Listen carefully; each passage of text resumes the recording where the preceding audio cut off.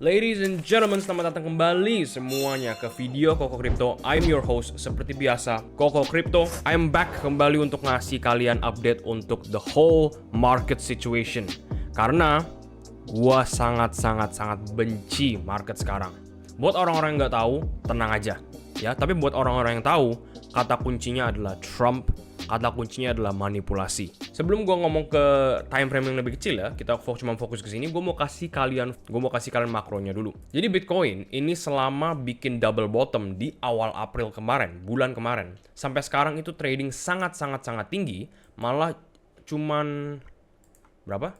Cuman 1,8% away from the all-time highs.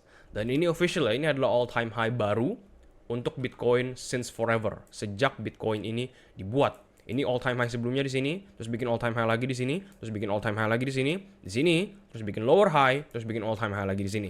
Dan sejak kita lihat all time high di akhir Januari, di 21 Januari, itu kita nggak lihat all time high lagi, malah bikin lower high, terus menerus.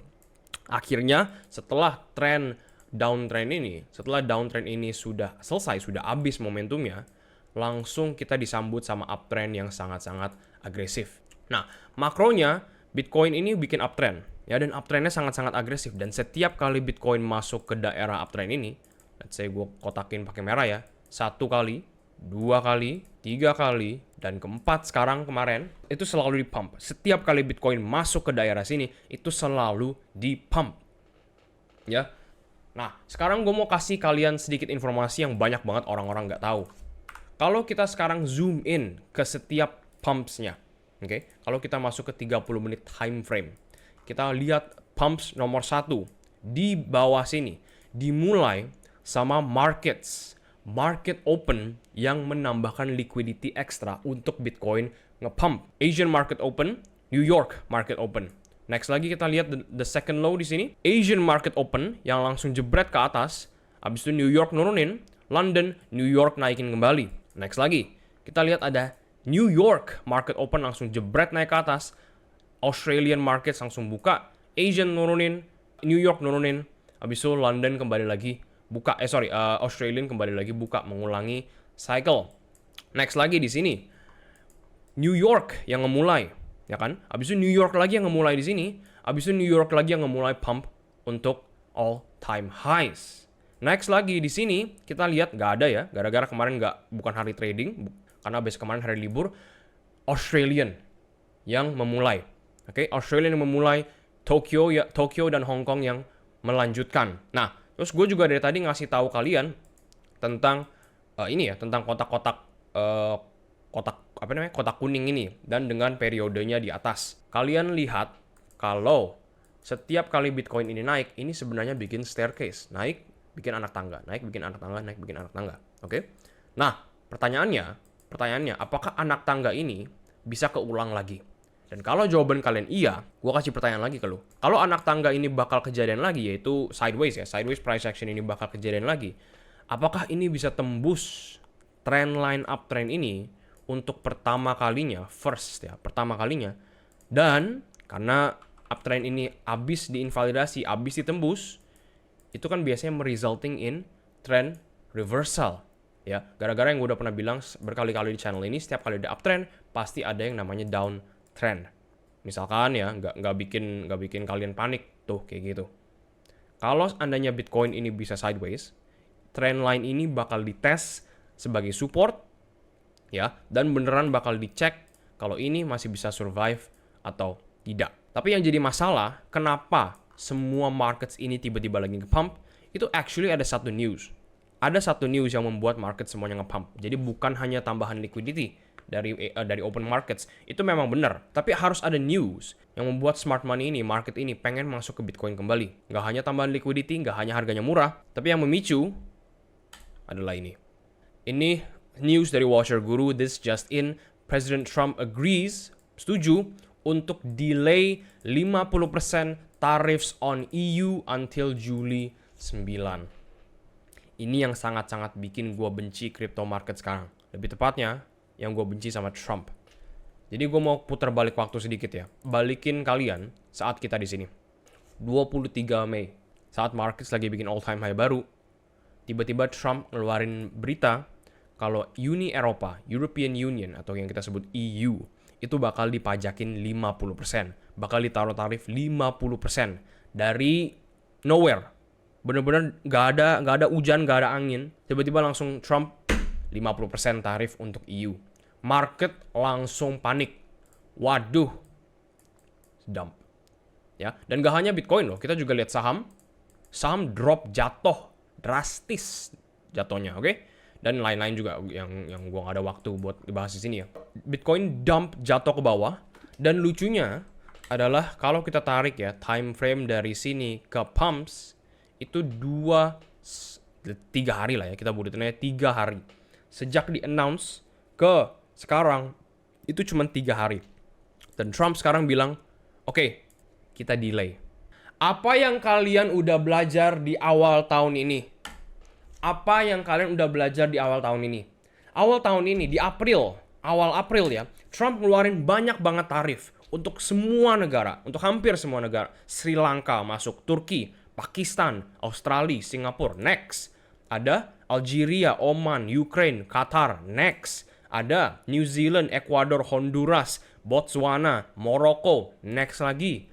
Belize, Togo, Armenia, Uganda, Gabon, Nepal, Lebanon. Setengah negara-negara yang gue baru list di sini. Dan masih banyak lagi yang belum di list loh ya. Itu gue yakin kalian nggak pernah denger.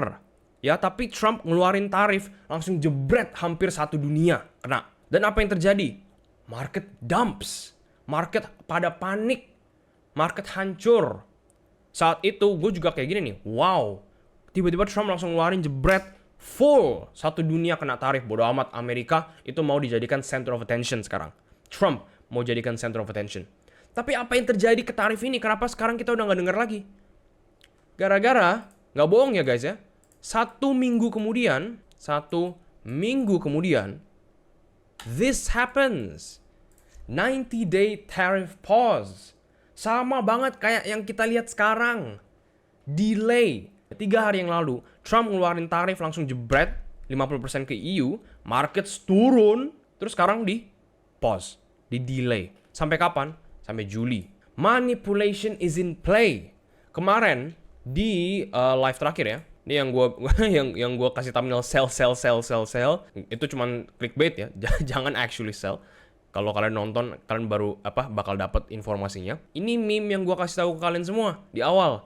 2 menit awal, oke? Ini Trump, terus ini karakter yang gambar.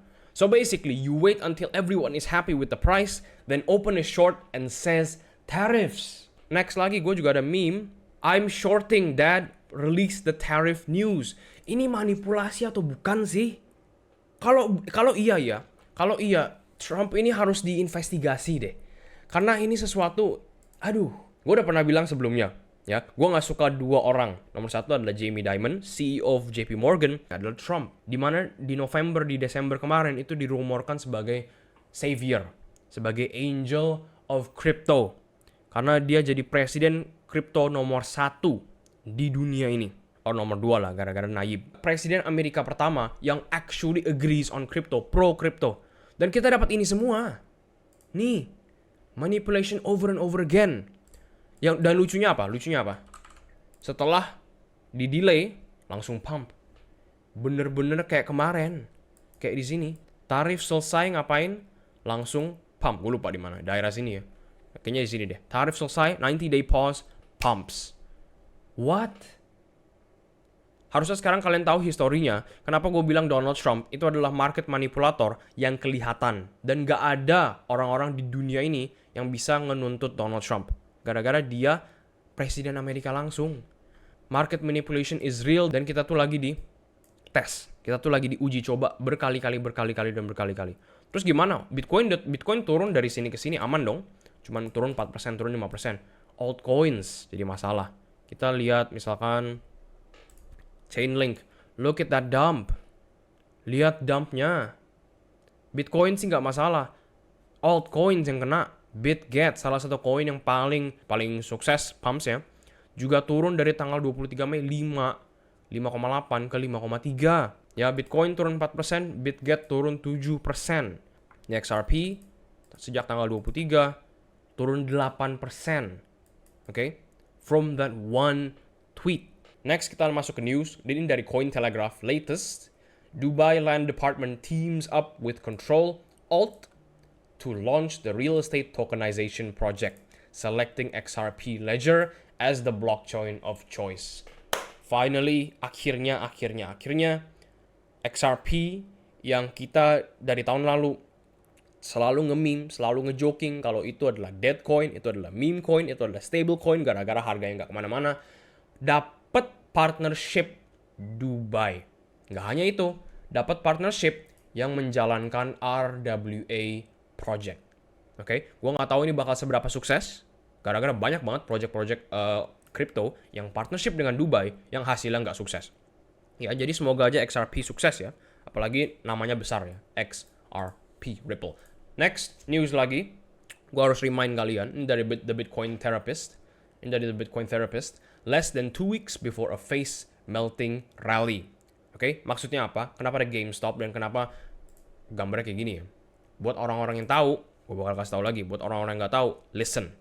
Oke, dengerin. Singkatnya GameStop mau beli 1,3 miliar dolar ke Bitcoin. Padahal CEO-nya sendiri itu punya net worth sebanyak 4,7 miliar dolar. Oke, jadi ini sangat-sangat bullish news ya. 1,3 miliar dolar bakal diinjeksi kembali lagi ke markets. Gak hanya ini bagus buat kenaikan harga Bitcoin, ini juga jadi iklan, jadi ad, jadi promosi untuk orang-orang yang invest di GameStop dan traditional finance. Kalau mereka bisa lihat another company masuk ke Bitcoin, itu sebuah dorongan buat mereka juga masuk ke Bitcoin. Dari Crypto Rover, ini rumor dari bulan Maret kalau nggak salah. Oke, BlackRock is pushing the SEC to approve the Ethereum staking ETF. Ya, if true it will fly to 10K. BlackRock itu pengen Ethereum ETF, bukan Ethereum spot ya, bukan Ethereum coinnya. Ethereum ETF itu bisa di stake, bisa disimpan ke protokol apa gitu, atau lebih realistisnya ke bank atau di tokenisasi aset. Simpen staking Ethereum ETF, investor bakal nge-generate yield. Oke? Investor bakal dapat duit dari mereka pegang Ethereum ETF. Bayangin, yang kaya makin kaya. Dan sekaligus juga ini bakal ngebuat insentif ya buat orang-orang yang sampai sekarang masih setengah-setengah untuk megang Ethereum ETF. Kalau Bitcoin ETF itu masih ada, ya kan? Ini jadi insentif buat orang-orang megang long term. Next, news lagi. Ini dari Financial Juice. Yen weaker versus dollar as Trump extends EU tariff deadline. Jadi ya, lanjutan dari news yang tadi di delay. Yen, sekali lagi Japanese yen semakin rendah kalau lawan dolar. Is the carry trade coming? Is the carry trade unwind coming? Next lagi, India has officially surpassed Japan to become the world's fourth largest economy. India baru ngelewatin Jepang sebagai ekonomi keempat. Ya, is the Japanese carry trade coming? Ya, is the unwind coming? Kalau kalian nggak tahu gue maksudnya apa, gue udah pernah bahas di live sebelumnya, mungkin gue bakal bahas di live berikutnya. Oke, jadi stay tune aja. Intinya Jepang kalau krisis, kripto hancur. Basicnya gitu, oke? Next news lagi, ini dari Cointelegraph, Hyperliquid baru aja ngeflip SUI in market cap. I have been a Hyperliquid perma bull. Permanen bullish untuk Hyperliquid, tidak pernah bearish. Gue udah on record berkali-kali di live members dan di live public beberapa ya, bilang Hyperliquid kalau turun beli lebih banyak. Gara-gara Hyperliquid nggak mungkin mati. Dan ini buktinya, Hyperliquid sekarang udah 13 miliar dolar dan SUI udah 12. Turun ke 12 miliar dolar ya. Hyperliquid udah parabolic. Cek aja chartsnya. Next, lagi ini gue bakal ngomongin yang kemarin, news kemarin, yaitu James Wynn currently holds a $1.2 billion Bitcoin long position, liquidation price 105.179. Ya, dia megang 1,26 miliar dollar position dengan stop loss, dengan liquidation price 105.179. Oke, tapi ini adalah news kemarin. Sekarang, nggak hanya James Wynn barusan nge-close posisinya, hilang ya, nggak ada ya. Tapi sekarang dia buka short, oke? Dia buka short sebanyak 7.967 Bitcoin atau sebanyak 856 juta di 107.000 dengan liquidation price 111.000.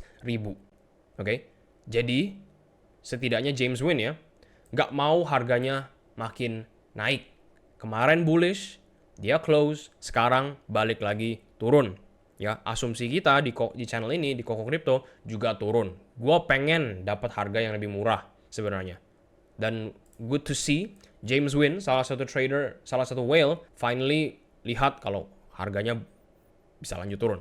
Gua mau mention tentang alt season. Kok Bitcoin turun gimana? Semua koin-koin yang gue pegang udah turun, lanjut bikin lower high. Nih contoh, Swarms. Nih contoh, H-bar misalkan ya. H-bar, astaga jauh banget kok. Terus gimana kok? Apakah gue bisa masuk lagi? Atau apakah gue nunggu alt season nih bagaimana? Resiko apa enggak ada atau tidak? Jawabannya adalah zoom out. Zoom with the way out. Lihat, dump memang, koreksi memang. Tapi ini sangat-sangat normal kalau kita lihat makronya, kalau kita lihat long termnya. Memang gue nggak pernah bilang beli altcoins di sini. Memang gue nggak pernah bilang untuk kalian beli anything, ya, baik itu Bitcoin, baik itu altcoins sejak di sini, maupun di sini. Oke? Gue selalu bilang ke kalian semua, kalau kalian nonton live ataupun ngikutin video setiap hari aja ya, itu gue selalu bilang nunggu dan nunggu. Karena level-level yang kita cantumin bakal keambil. Dan kemarin kejadian ya, kemarin kita baru live di Retail Promax, Bitcoin lanjut turun, terus gimana? Gue ngasih kalian beberapa trading setup untuk kalian bisa masuk sekarang. Kita exploit movement yang ke bawah untuk kita beli more coins kemarin nih. Habis itu sekarang, hari ini langsung nge-pump. Kalau kalian masuk altcoins, jangan FOMO. Gara-gara altcoins itu jauh lebih risky daripada Bitcoin. Bitcoin kalian FOMO, setidaknya losses kalian nggak besar. Altcoins kalian FOMO, it's over. Ya, it's really over. Asal kalian pilih koin kayak Aave, atau kayak Hyperliquid, atau kayak Tau, ya, rata-rata altcoins kalian baru bikin lower high. Ya, high bikin lower high. Dan itu sesuatu yang sangat-sangat normal. Apalagi kalau Bitcoin dominance masih belum kembali kita lihat weakening. Nggak hanya bikin lower high, ya, itu bagus kemarin ya, terus turun, kita pikir yes, great success, ternyata baru tembus ke atas. Jadi singkat cerita, alt season atau kalau kalian mau lihat altcoins kalian langsung naik 60-70%, jauhkan ekspektasi kalian, jauhkan time frame kalian, dan be more realistic.